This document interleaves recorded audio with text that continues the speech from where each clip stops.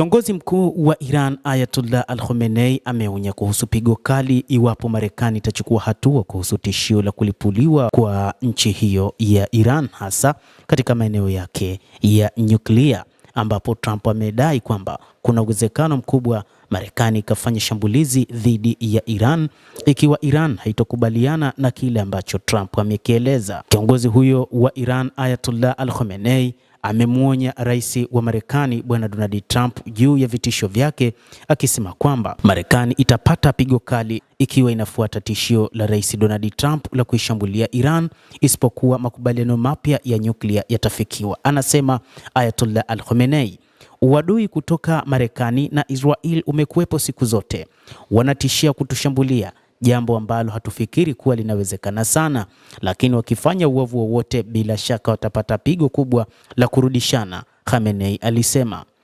Trump alitoa tena tishio lake siku ya Jumapili ya wiki iliyopita, akisisitiza matakwa yaliyoainishwa katika barua iliyotumwa kwa uongozi wa Iran mapema mwezi Machi, ambayo inaipa Tehran makataa ya miezi miwili kukubaliana na mazungumzo.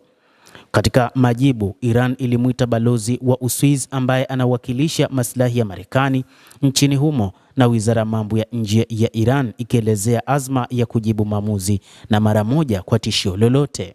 Rais wa Iran Masoud Pezeshkian alifafanua wiki iliyopita kwamba ingawa Tehran haitashiriki mazungumzo ya moja kwa moja na Washington, bado iko wazi kwa mazungumzo yasiyo ya moja kwa moja kwa mujibu wa maagizo ya Khamenei.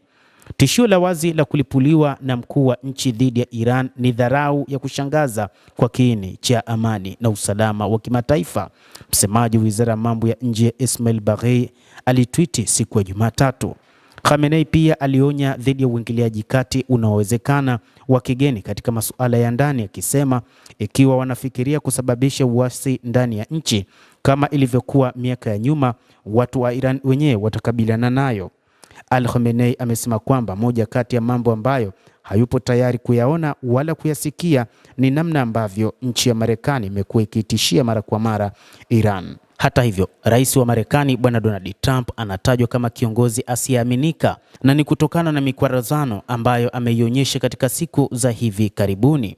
Rais huyo wa Marekani amesisitiza mara kwa mara juu ya kuhakikisha anaweza akaishambulia Iran, licha ya Waajemi kusema kwamba wapo tayari kwa wakati wowote na wapo tayari dhidi ya mapambano na nchi hiyo ya Marekani. Hata hivyo, Iran imesema ipo tayari kwa ajili ya kutekeleza operesheni ya tatu ya kijeshi dhidi ya Israel ikiwa Marekani itaitumia Israel kama ambavyo rais wa Marekani Donald Trump alisema huenda wangeitumia Israel kwa ajili ya kuishambulia Iran, ama watatumia namna yoyote watakavyoweza dhidi ya kuishambulia Iran.